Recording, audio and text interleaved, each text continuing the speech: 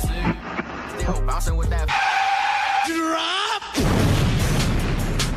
KCP in the middle. Bounce, Larry. Throw that baby down. Oh, my goodness. What hard? Are you kidding? With some anger. Kyrie get out of that double team with the head fake. What a move by Hakeem Olajuwon. Levine, he goes right. Oh! Does anybody know how to post video? Welcome back into the Drop Step NBA podcast. Home team Brandon Leak, Book the Hook, B-Dog, and Houston post All-Star chit chat. This episode of the Drop Step podcast. Gentlemen, you guys have to be well rested, and I'm sure you might have had a little car lag as you guys, B-Dog and Houston, went up to the NBA All-Star Weekend festivities up in the Queen City. Yeah, it was pretty dope. The Queen City was a gracious and great host for NBA All-Star Weekend. That's my first time actually spending time in Charlotte. Had never really taking the time to really kick it there. Nice little city. You know, I see why they call it a smaller Atlanta, because it is small. It's a lot of us up there. Right. We was in downtown a lot in the epicenter. You know, it kind of felt like Atlanta in certain parts, so it was dope. Represent, baby, represent. Y'all have a ball out there? Yeah, it was pretty cool. I mean, like I said, the epicenter was like, I guess, the main hangout area. A lot of great stuff out there. The Mountain Dew experience and even the Tissot watch experience. So it was a lot of great stuff going on down there. A lot to get into this podcast. It's the first one after the All-Star game and 20-some-odd games for all the teams left in the NBA. We'll get into what happened All-Star weekend with the game, the slam dunk competition, and the other events. Second half, storylines, and locally, the Atlanta Hawks. What is the goal? Well, 24 games left in the season, but right off the rip, I think the All-Star game gave us what we wanted. We had an exciting game. We had a close game. We had a one-point game headed to the fourth quarter. We had guys actually playing defense and officials actually calling the game like it needed to be called in the fourth quarter. In the first three quarters, it was entertainment. You got a lot of shots up, got a lot of three-point shots up. Everybody who paid their money, everybody who wanted to see a show, everybody wanted to see an exhibition, and wanted to see a good game, got what they wanted. I mean, the All-Star game is what it is every year. You know, the first three quarters, depending on how the flow of the game is going, you know, you're going to have entertaining things. You're going to have dunks and dudes aren't playing defense. You're going to have dudes hitting shots here and there. The passes in between the legs. It's a fun game. Then when you get into the fourth quarter, you know what's about to go down. If it's a close game, you know, we're going to try to break this thing open. Now, Team LeBron was down most of the game. And they, you know, that fourth quarter, as LeBron teams tend to do, make that comeback. And that's exactly what they did. And that was my – yeah. I was shocked to see Team Giannis jump out to such a commanding lead. They came out like – I mean, just based on the way the rosters is set up alone, like I didn't have the most faith in them winning the game, number one. Number two, coming out just dragging Team LeBron like that right out of the gate.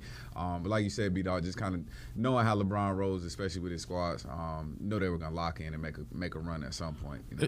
Yeah, it's just the way it goes. I mean, even with the we're looking at something like the three-point contest. Really, the three-point contest is the event now. It's the event now. It is the. It's been the event. Yeah, it has. It's been it. It's kind of just moved in that direction over the last couple of years. Like, yeah, it's the event for sure now. I mean, you got what you wanted from Steph Curry. Did he win? No. Congrats to Joe Harris of the Brooklyn Nets. But Steph put on a show. I feel like if he kept doing it every year for like the next 8 years, it would be, let's see who can beat Steph. The world versus Steph Curry. Yeah, every year. That's basically what it would be. The other thing is, to that point, I think people have changed. The game has changed. And so I think it's time for the All-Star weekend to change. I don't think you have to do away with the dunk contest, but I think the biggest issue with the dunk contest was the lack of star power. None of those participants, and shout out to all of them because there's a double-edged sword. Shout out to all the guys who participated in the slam dunk contest because if not for them, we wouldn't have it. The other side of it is there's a reason why we're not seeing the stars because of the criticism that comes along with the slam dunk contest, and you have to give the guys credit for going out there.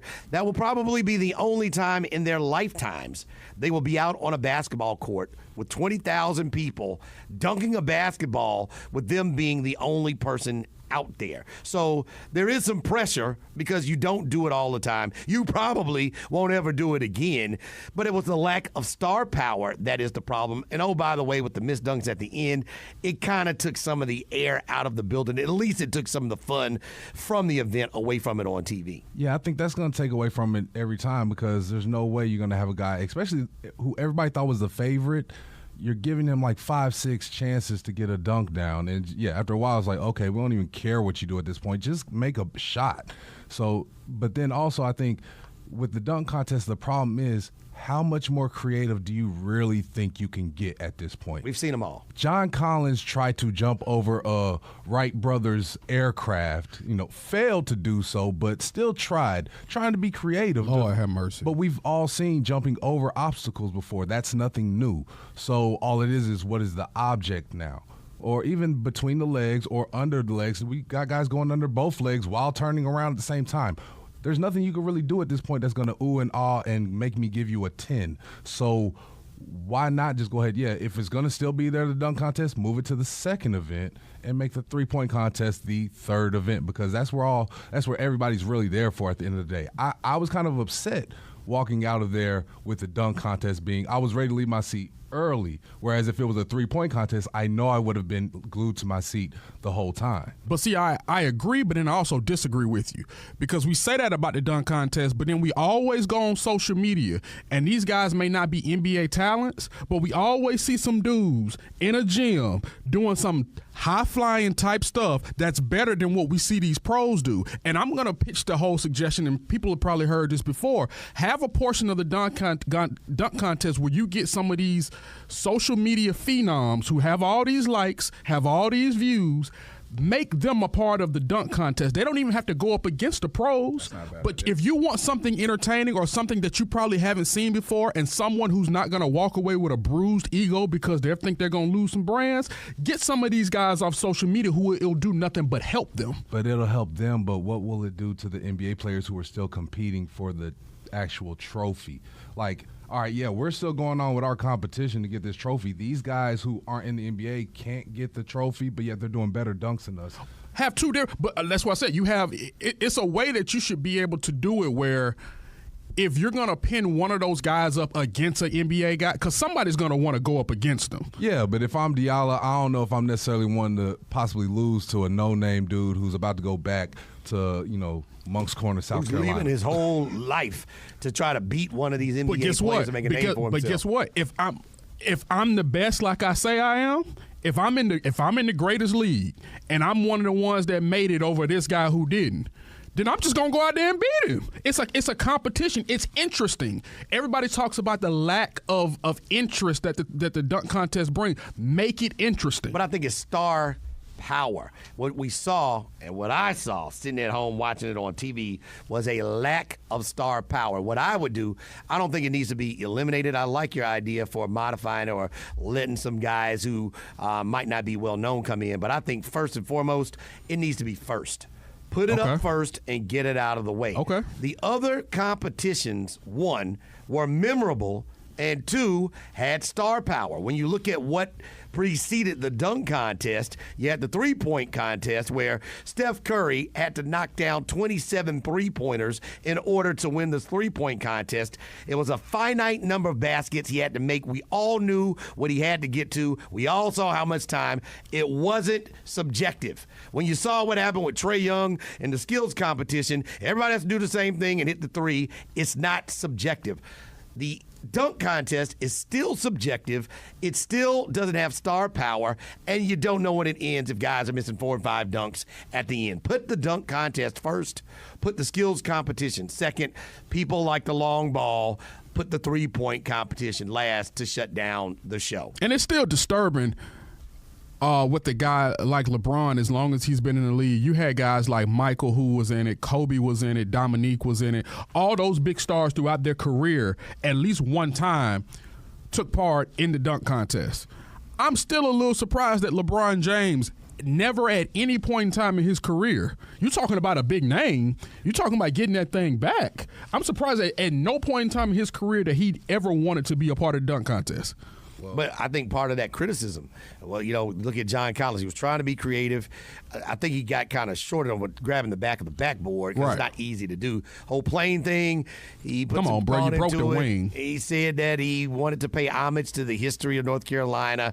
I get it. The point I'm making, he got criticized for it. Yeah. And so I think that's part of the reason why you don't see the stars of stars. They don't want to deal with the embarrassment of coming up short out on the court by themselves at an all-star event where you're going to always remember them failing. Well, this would be a real cool conversation to have for the next year because at that point, we all know where this slam dunk trophy is going to house itself. And it's in Williamsburg, South Carolina at Zion Williams' mom's house. Because that's where the trophy is going next year.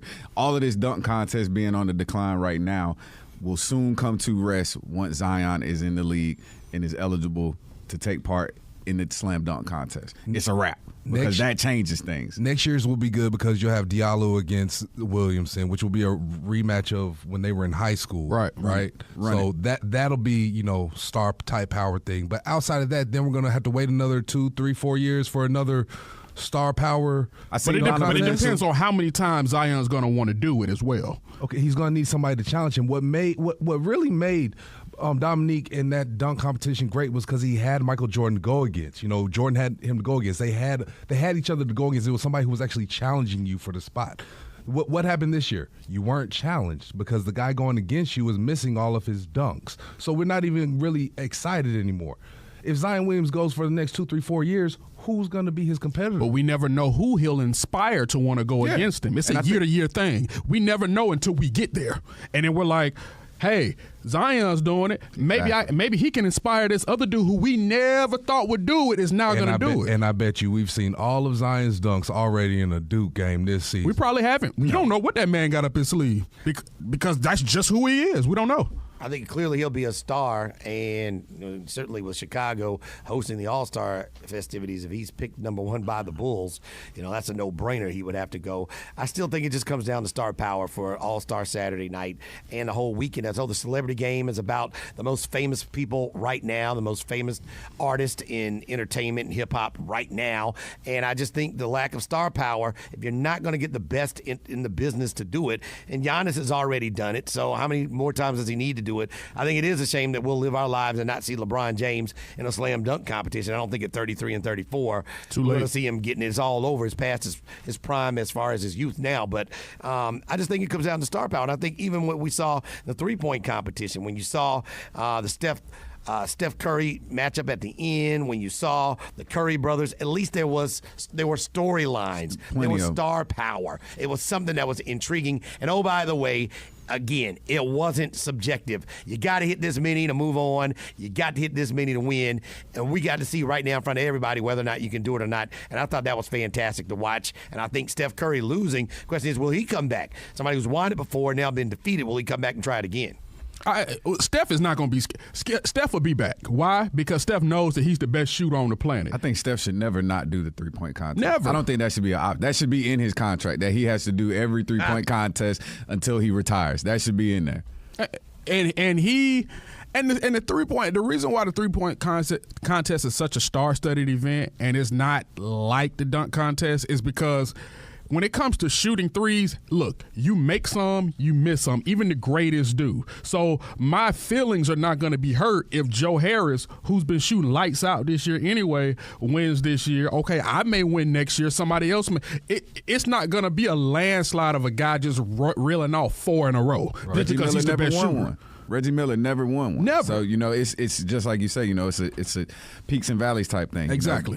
That's why I say Steph should always do it, just because he's always going to be a contender, worst case scenario. Something I had noticed that shows why the three-point contest is so great. Steph Curry actually on the 4th rack was mathematically could not win. But yet everybody was still so enamored with what he was doing at that point. We were still holding on to the edge of our seats till like the 3rd or 4th ball in the 5th rack. That's when everybody had that sigh of relief. Dude had already lost, but we were still holding on to it like he still got a shot. It was amazing to watch that and to see that moment. I was like, hold up, he was down 12 with coming into the 5th rack. And it's the fact that and that's just the star power thing. And then the fact that you're in his home city. He going up, his brother is part of the event. His father sitting there watching. It's so many things and factors that kind of made the three-point event the biggest of All-Star Weekend. Right. I actually mentioned last week that I was hoping that Dale would come out and get a chance to shoot. So we get that wish coming true. Not only on top of that, but you get Glenn Rice and Mark Price coming out shooting threes as well. I wish that had turned out a little better than I it do did. too. It didn't go that well. It was cool to see. Well, the vertical's a little different. Yeah, exactly. How is Ray? He the most recent to be done with basketball. Like, none of them shot well. How Ray the most recent to lead a game, and he didn't look too good shooting the ball neither. Shoot, Ray got a 10-day offer from the Rockets. Which is all the more reason why he should have. Did he knock down one? No, well, it's No, Ray because shot in the. it was only because of the. Did he even? Ray didn't do it. Ray didn't do that. He did the celebrity game. But I'm talking about when they had all the older guys come out. Ray shot in that. No. That wasn't Ray. Was that not Ray? It was just Dale Curry. No, it was Glenn Ray Rice. Allen. No, Ray Allen was Ray there. was in those three? Yes. Okay. Was he really? It was Yes. Glenn Rice. Yeah. He didn't hit not one, I don't think. No. The vertical, Yeah. the It's different than in game going to shoot because you see he making 4-pointers in the celebrity game. No, but I so- get it. But it's just surprising for me, for him to be the one that's most recently removed from the league. That he's, struggle. in a sense, he's the hotter guy. You should still quote have more unquote. left in the tank. I'm at least expecting you to hit at least one. Come on, Ray. I like the fact that we had star power once again in the skills competition. Young guys, big guys, shooters, quick guys. I thought the De'Aaron Fox and Trea Young matchup was awesome. And you couldn't write a better script unless it was in the finals. Trea Young and Luka Doncic in the second round. So you saw, a plethora of skills out there. But again, big names, the young guys, the up-and-coming stars, a Boston Celtic and Jason Tatum having to hit a three-point shot from half court just to give himself a chance. And what do you know? Taking that shot got him a chance to win the challenge. Star power, something memorable, and that is what the All-Star event should be about. I'm proud of overall, regardless of how even the dunk contest turned out, I'm proud of Trea Young. I'm proud of John Collins because even in the Rising Stars game, like they showed chemistry. They played well. They looked like they were having fun. And they put a lot of people on notice about the city of Atlanta and the structure and the core that they're building around when it comes to this franchise. So it was glad to see that showcased on the national stage. You literally took the words out of my mouth. I was just about to say that the league is on notice with what we got going on in Atlanta right now. So I was extremely proud. I mean, granted, we didn't come home with any hardware, but they both put on for the city, and that's really what it's all about.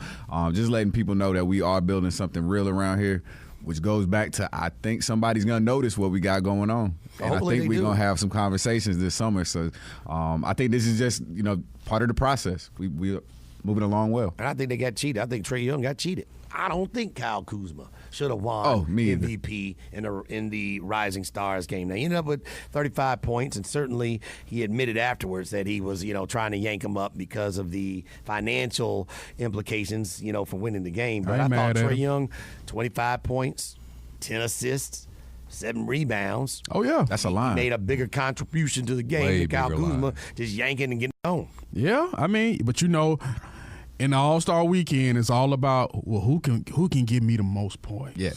We know that in the All-Star game, just like in not to toot my own horn, because you all can go on the Instagram page and see the video.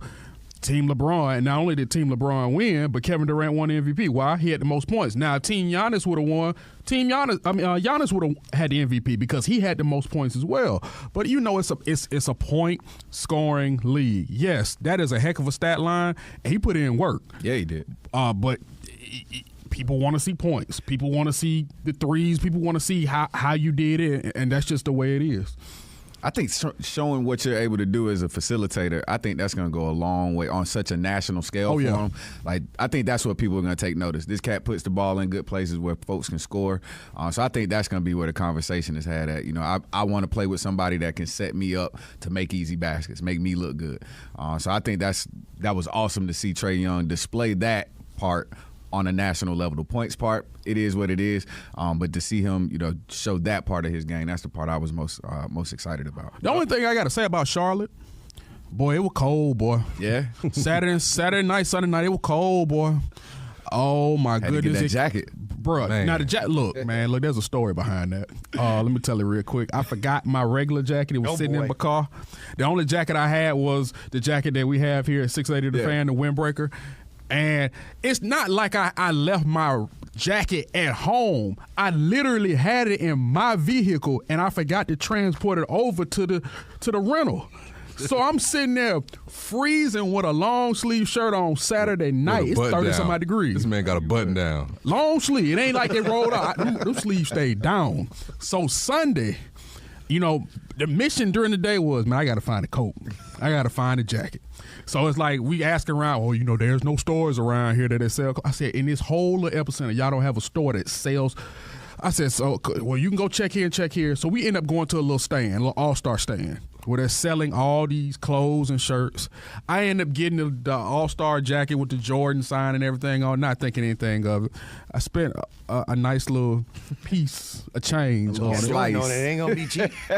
I didn't know that was the actual. You have one of those knockoffs with 2 Jordans on. No. This had Jordan on one and the all-star side on the other. It was the official tissue that all the players was wearing during pregame. I didn't know it until I whistled. He had no clue until he was looking down on the stage and said, "Hey, that's my jacket." Everybody their mouths went. I said, "No wonder this doggone thing was expensive." So it in a way, it's you should call it a souvenir, but it hurt when I had to cut that. When I had the official all-star, the Drop Step podcast. I appreciate the jacket, but it hurt spending that money though. I ain't even gonna lie. It's a nice jacket though. Well, the All-Star weekend has come and gone. It was entertaining. The ratings were down on TV, but it was a slight dip in the ratings. Ratings were 5.1 last year. They dipped to 5 even this year. The more important thing is the NBA article I read, I believe it was Yahoo Sports, they generated $43.9 million in revenue and made an additional $21 million in revenue just for that weekend. So they billed well. They sold out the joint. The city of Charlotte put on a good show, and I think the NBA, while they certainly aren't happy that the ratings took a little bit of a dip, you never know who's streaming. You never know who's watching overseas. The eyes and the health, I think, of the NBA are strong, and the building was sold out, and I think all of the events being sold out certainly helped out as well. Next year it's in Chicago, boy. So February. I'm bringing my Carhartt. It's going to be cold. Ooh, I wouldn't leave anything in any trucks next year because you're going to need 2 jackets. Yeah, that All-Star jacket ain't going to be thick enough in Chicago. At the United Center, baby. All right, well, it's something to look forward to next year, though. It really is. Second half is upon us, so we have second half storylines. First one up for me, MVP. I think that you can't split it. People are going to vote. You're not going to end up with equal votes. I think the front runners, obviously, Giannis Antetokounmpo and James Harden. Question is, who's more deserving? Who's more valuable? And my personal opinion, I think James Harden already winning one. He's going to have to take a back seat if everything continues along the same course. And I think towards the end of the season, they'll probably watch his minutes as he ran out of gas last year in the playoffs. I think Giannis, the way he's going to lead the Bucks either to a 1 or 2 seed in the Eastern Conference, being the up-and-coming star and having a phenomenal year, I think unless James Harden continues to score 30 points in every game the rest of the way, Giannis Antetokounmpo is going to be your MVP. Man, you brought up the point why I can't decide yet, because I don't know what James Harden's going to do. I don't know what James Harden got left in the tank, what records he's going to break over these next 20 games, because I feel like he will. I based on what he's done up to this point in the season, granted, earlier in the season I had Giannis as the MVP, but in my eyes, I think James Harden is overtaking him, just based on him being more valuable to his team. You take James Harden off that team, you know what happens. If you take Giannis off of that team, granted, they're going to take a step back as well, but I don't see them not making the playoffs based on what they've got. So that's how I'm coming up with Harden. I have Giannis as the MVP. However, I would not be surprised if James Harden wins the MVP. Number one, he's in a tougher conference. Number two, like you said, if you take him off that squad, with him having to do everything that he's done thus far up to this point, now whether he can continue it or not, we'll see. He may have to. If I take him away, who am I lean on? Chris Paul and that hamstring? Can't. Who else am I lean on? PJ? Do I expect D'Antoni to suit up? Capella? And he's not healthy. That's the point. I think James Harden is probably well-deserving because of two things. One, all the 30-plus point games, and they were winning. And two, the fact that Chris Paul and Clint Capella have been out injured, and he really has had to carry the team. Giannis has had pretty much the full complement of his players. Eric Bledsoe and crew and Middleton. Chris Middleton was an all-star. They're he's one of the best three-point shooters in the NBA. Giannis has been able to, do what he's done with the complement of his players. James Harden has had to save the season for the Houston Rockets. Even if they end up with a fifth seed, that is still something that James Harden can hang on his hat, that he saved them from not missing the playoffs. And that's still a fifth seed in the Western Conference. So, I think it's James Harden as well because, he's literally carrying that team. Giannis is doing great things. He has his whole complement, and he's in the Eastern Conference. So without him, I still think, they might fall down to, a 6th, 7th, 8th seed, but they still going to make it in what is still a weaker conference to date. And speaking of playoff, could the whisper of this happening become true? Could LeBron James miss the playoffs? Could the Lakers be in too much of a hole? Could they be too much of a flawed team to miss the playoffs? I'm still not taking my money and betting on LeBron missing the playoffs. However, he's playing with a cast of characters that still won't go to the basket at times. They're still having trouble shooting, and they still have trouble shooting free throws. Eventually, that's going to catch up with you. I think the talent of LeBron is certainly good enough to get them over those things. The other question is, if they do make it to the playoffs, do we want to see LeBron James get whacked in the first round of the playoffs if they do make it in as an 8 or a 7 seed? Well, we're talking about, he just said recently, playoff mode activated. I don't know if that's some button that he just pushes or a switch he just flips up. So we'll see, because I'm wondering. For Ingram? Ingram ain't even got that button, man. Because if there is a button, I'm wondering why that button hadn't been pushed already. Number two,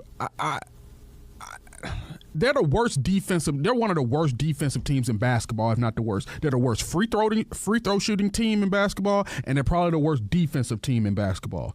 You pair those two things together, this team probably will not make the playoffs because they have the hardest stretch of games left in the second half of this season. And if that's any indication of what has gone on in the first half of the season, the Los Angeles Lakers will miss the NBA playoffs. Let me throw this wild scenario out to y'all. Matter of fact, me and B-Dog talked about this the night after the Hawks-Lakers game.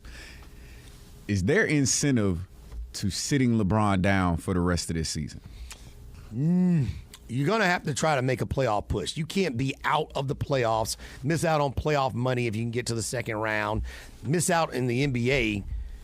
The NBA missing out on the Los Angeles market not being in the playoffs and having a LeBron Jamesless playoff run, sitting him, you're probably going to look at some massive fines. And, what is the point? Is he trying to get this young crew better? Are most of these guys going to be traded, trying to get Anthony Davis, whoever the help is going to be? I think you have to let it play out and see how close they get, because I think they're going to make somewhat of a mini run. But how close does it get them the last 3 weeks of the season, last 2 weeks of the season? Boy, I don't know if you can get away with sitting LeBron James now that he's completely recovered from his injury early in the season. And the only reason I ask that is because based on, them quote unquote making the playoffs, you're looking at what's best case scenario? 7? No, you're looking at an 8 seed. Yeah, I can't get them higher than a 6 based on what they've got left. So I'm looking at a 7 or an 8 seed. So you're looking at Golden State or Denver in the first round. I don't see them beating either one of those. I see them extending the season for a week, getting a playoff check, and checking out at that point. So is that beneficial to what the Lakers are? I think it's as unbeneficial as not making the playoffs would be, honestly. I think if he can pull this team back, because they're in a 10 seed right now? 10, yep. If he can get them, if he gets them any higher than an 8th seed, when it's all said and done, that man gonna get some MVP votes.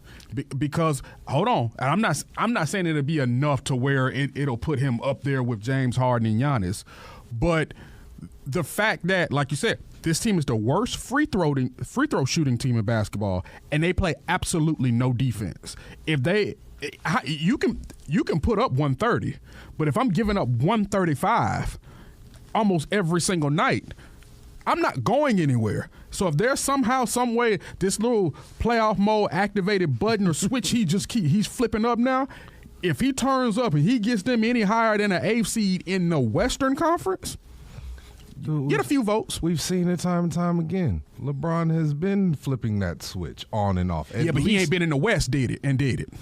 True, but he's done it with a lesser of a cast. He's had some raggedy teams in Cleveland. Yeah. This one I'm not going to call raggedy, but it might be agony. He's done it with a lesser supporting cast. I'll say this cast is younger. And potential is higher. Right.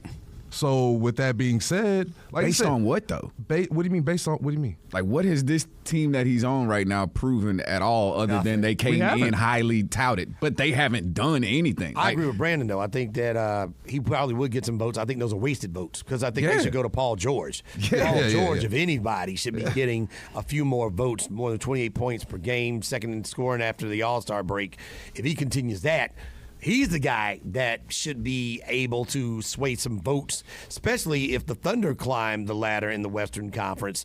I think that is something where, he is well deserving, and the 1-2 punch of he and Westbrook certainly have been dominant. Now I'm interested to see how that's going to work in the playoffs because watching their last 3 games before the All-Star break, it was a lot of two-man show. And that's going to work in the regular season. It's going to work against some teams that have some sets. Once you get into a series and it's just a two-man show, if you don't involve the other guys, as Shaq always says, the others, you're going to have a tough time getting to the Western Conference Finals, which is where I'm sure they want to go. That was their problem before when they had KD. It became a two-man show all the time, so they couldn't really get nowhere, right? So I don't think that he's going to follow that same recipe. We've seen a different Russ this year especially, so I think he's going to be more inclined to keep the peanut gallery happy. So we'll see how that goes. I think Paul George, like you said, he needs a whole lot more MVP votes. I don't think he's going to get them, though, because I think they're going to just give him the consolation of Defensive Player of the Year. The man's been all over the place with his stops. He and Russ are like 1 and 2 in steals. Yeah. So like I think that's where his award's gonna come in. He'll get Defensive Player of the Year. But that team, man, and like I even like the fact that they added the Morris twin. Which one is this one? Is this Markieff? I can't remember which one. I think it's Markieff. Either way, you add one of them. That's some toughness right there that can switch on the ball, and I think it's gonna help them out a little bit more when it comes to playing a team like Golden State when you have to be a little faster. Yeah, they definitely upgraded defensively, and Paul George is playing out of his mind this year. Even though I do think he deserves some of those MVP votes, like I said, because of where the Lakers are right now, they're a game under 500 coming out of the All-Star break. They're in the 10 seed. Like I said, they're the worst in so many categories. If LeBron James gets this, let's say he lands them in the 6th seed, with everything, with the way this team has played this year, he lands them in the 6th seed, he gonna get some votes. Yeah, at that point, because he's just done what LeBron James is known to do: take scraps and make a meal. At least make it a big enough meal to where it can feed some people. Now I'm sitting in the middle of the Western Conference playoffs at the number 6 seed, and we were just 10 weeks ago. Question is, I don't know where the Lakers are going if that would trump. I think he would get some votes definitely because you could see the certain difference. The Lakers are nowhere near a playoff team without LeBron James. But unless something dramatically happens to the game of Giannis or James Harden, I just don't know if wherever he finishes, if it's 8, 7, 6, is that worthy? What does that mean? It means you just weren't last in the West, and LeBron James should always be in the playoffs. I think is what a lot of people would think. It'll be interesting to see. In the Eastern Conference, storylines, who's going to be 1, who's going to be 2? Milwaukee going to get the number 1 seed, home court advantage? Will it be Toronto? Which one of those teams do you think is going to be the team that ends up in the finals? Will it be one of those teams? Will 76ers get their act together? Will the Celtics get their act together? There's still a lot of time for storylines and a lot of good shifting in the Eastern Conference to take place. See, I think the 76ers, the two teams with the most disturbances are the Sixers and the Celtics. Because you still have the Jimmy Butler thing in Philly, trying to figure out how you gonna keep all those mouths fed. now that you have a Tobias Harris there. And even in Boston, it's okay, you got Kyrie Irving versus the Young Cats. The Young Cats feel, we just coming off of a year where we didn't have you, a playoff run, we didn't have you, nor did we have Gordon Hayward. And we came within one game of the finals. Now we're coming into this year, we technically maybe we feel as though we're a little worse. They are. Yeah, and so it's like we were just fine. Now we got to bow down to y'all now that you all are back. So it's that friction that both of these teams have, and I wonder how that's going to affect their seeding when it comes to the playoffs. Now, Toronto and Milwaukee, I think those may be 1 and 2, somehow interchangeable. I don't see anybody catching either one of those two. I see 3, 4, and 5 flipping. Well, yeah, I think Boston will probably stay at 4, but there's no way that the Pacers are staying that in the third them spot. Pacers hanging on, boy. They are playing gritty basketball. Through the rest of the season, are they going to be able to keep this up to hold on to that? Because right now they're only a game ahead of Boston and the 76ers for the third spot. That's why I see that's going to just change, period. And then after that, you got Brooklyn, which you see what Brooklyn's been doing for the past month. They've been playing ball. So, I mean, I see Indiana's probably going to end up falling down to that 7th. I don't see them falling all the way out, but I could see them easily down in 6th or 7th by the end of the year. Which I find even crazier because, man, I'm so ready for the Eastern Conference playoffs to get started like ASAP, just because with a team like Indiana, for instance, I feel like the way that they play a slow game of basketball, slow it down, grind it out, make them turn the ball over. That's going to be important during the playoffs. Even without Oladipo, in the playoffs, they play a style of basketball where they can upset one of these teams that feel like they're more than they are, i.e. the Celtics. I can see them actually pulling that, or at least taking it to 7. I think they would give some teams some good runs in the East without Oladipo. As far as the top goes, I can't give up on Toronto. Toronto, especially with the acquisition of Gasol, like they've been tested. Like everybody hasn't been tested together, but they've got some veterans on the squad that went to war. Kawhi, Defensive Player of the Year. Finals MVP, Gasol, Defensive Player of the Year. So they've got players that know how to get it when it's time to get it. So I'm going to ride with Toronto to the end. So we talked about MVP, right? The most valuable player to their respective team. And we talked about Indiana, where they were before Victor Oladipo got there. They were in a 3 seed. If Indiana was to tumble. Take it there. And they would have fall like we think they could possibly fall without their leader. What kind of consideration do we give Victor Oladipo for MVP? Well, because he got hurt too early, I can't give it to him. You got to be there. It's kind of like But sometimes isn't not being there just as effective as being there? No, because and not in my book. In my book, those that run the race and finish the race, nobody's healthy at the end. Okay. And if you're fortunate enough to make it to the end and you don't have a devastating injury like Victor Oladipo had, certainly it hurts the league when you have a star player like that. They went to a Game 7 against LeBron and those guys last year, and so they just came up a bucket short. You hate to see a guy like that not be in the race and in the thick of things and helping a mid-major or mid-market team, but I just think, because you're not there and your team falls off, certainly he's one of the best players and certainly he makes a difference. That, to me, doesn't trump James Harden going out there every night, 48 minutes with no Chris Paul and no Clint Capella, dropping 30, 40, and 50 on folks to help keep his team in the race. True to that. I just figure I'd throw that out there because sometimes you don't miss something till it's gone, and you don't realize how important it is till it's gone. That. I get the thought process, though. He's definitely, based on the words, he is the Indiana Pacers' most valuable player. Absolutely. I don't think that takes him to a most valuable player in the league type of status. But yeah, absolutely. Yeah, he is the most important thing that has happened to Indiana since Paul George. Right. For sure. Absolutely.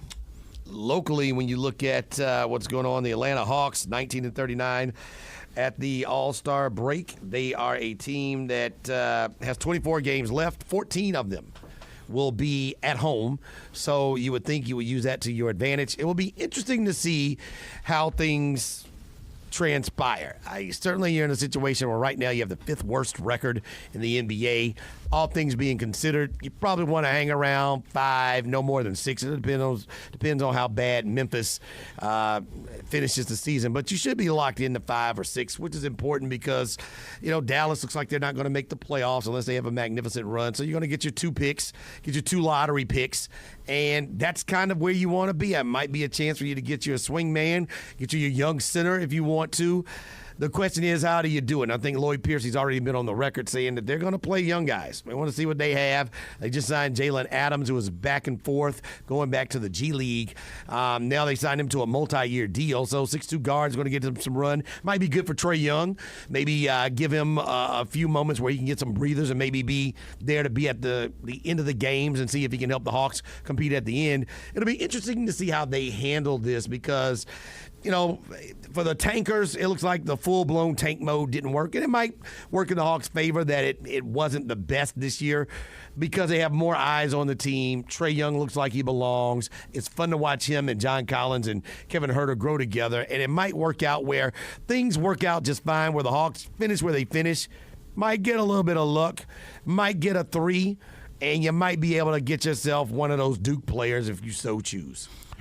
Like we mentioned on the show before, the only difference between the bottom 3 and number 5, where we currently sit, is a 3.5% difference in getting the top pick.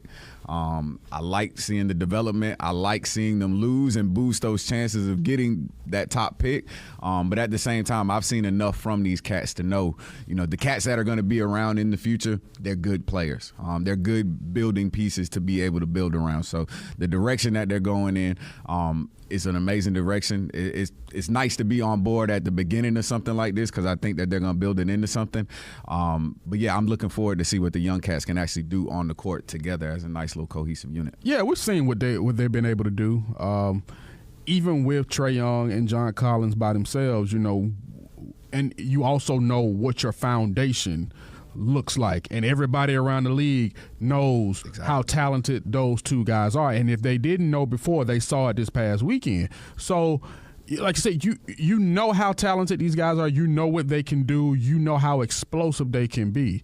Now, like I said, with that being said, if you can hang around at number 5, if you can get 3 to 4, you make everybody even happy. It's just about getting that piece, the right piece to pair with what you already have and ingratiating that into the mold and then building from there, because I feel as though that's what's going to attract somebody that's already established that's going to think, man, Atlanta guys, they cooking something down there. I may need to take a look at them.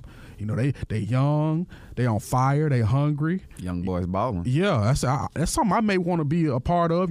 I may be able to mentor them a little bit. I'm still young, and I'm a vet, but I'm still young, and I'm hungry. Maybe I want to pair my talents with theirs. And I think that's what it's going to have to get to, but it's going to take that right piece paired with what you already have with a young coach and putting it all together to really turn it into something. I think Travis Schlink, general manager of the Hawks, very honest. Asked, in an article with Adrian Wojnarowski about his draft selection, what was he thinking about Luka Doncic, and he was very honest. He said that the Hawks were going to select Luka, and then the day of the draft, the Mavericks called and said, they would like to talk about, possibly securing his services, and Travis Schlink told him any conversation involving him, it was going to require their first-round draft pick, their lottery pick. And so the deal got done. So it was interesting to know that the Hawks were thinking about going with Luka Doncic. But he also went a step further and said that everything they did, they were very, very prepared for, and that their analytics team projected that the Mavericks would finish 8th this year. So if the Mavericks finish around 8th, or, my goodness, do finish 8th, and you got Trea Young, and you got their pick, I think Travis Schlink could walk around Atlanta and be like, the plan that I executed, it really has gone the way I wanted it to go. And that's what you hope for. And those are the things that you have to watch play out. The Mavericks have been playing relatively well, and that's what you're hoping for. But the second half of the season, boy, these are the things that you start, like the first half of the season, you look for certain things, and then second half of the season, you start looking at things differently. It's like, okay, we're approaching the finish line. we get here. Okay, let's see where these draft positions and things are gonna land. So it's really gonna be interesting as we get closer and closer to playoff time. We move closer to the end of the season, where things start to lay out. Man, I love hearing Travis Schlenk talk because he's gonna shoot it straight. He's not going to mess around, not going to beat around the bush. Like, he's literally going to be as honest as he can without telling you, the full behind-the-scenes game plan. But everything he said he was going to do since he got here, he's done. He said he's going to build through the draft, which I'm a huge fan of. And that's actually what he's done. He's built some respect around the league, which is an awesome thing. Being in a losing situation is tough to do. But he's made the right types of moves to garner some respect, around the league. So shout out to Travis Schlenk, and I love the direction that the squad is headed in. All right, that'll do it for this episode for the Drop Step podcast. Certainly more NBA action to come with the final few weeks of the regular season.